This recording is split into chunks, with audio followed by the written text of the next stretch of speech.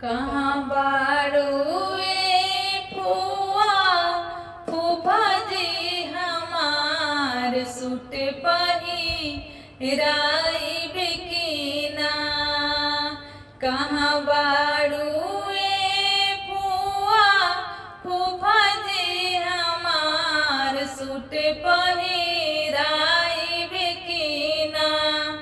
का कहिए बाबू करमा के हाल फूफा के बोकवे के चाल।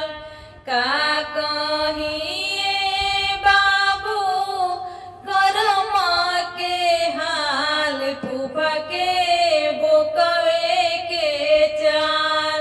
बोबो करत होई है मुजफ्फरपुर बाजार, उनका समय ना चिन्हाय। बोबो करत होई है मोतीपुर बाजार, उनका समय ना चिन्हाय। कहाँ बाड़ुए फुआ फूफा जी हमार सूट पहिराई बिकिना।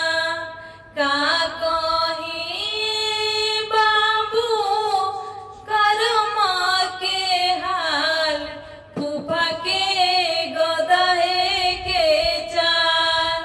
हेको करत होई है मीना बाजार, उनका समय ना चिन्हाय।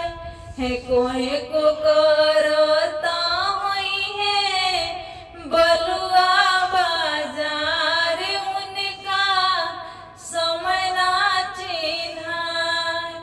कहाँ बाड़ुए दीदी जीजाजी हमार सूट पहिराई बिकिना।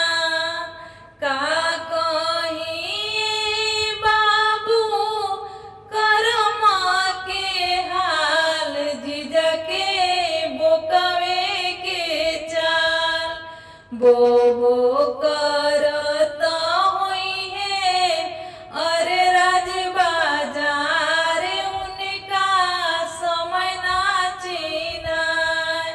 बोबो करत होई है टाटा बाजार, उनका समय ना चिन्हाय।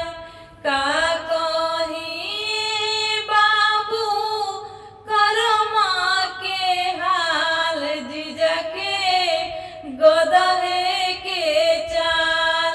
हेको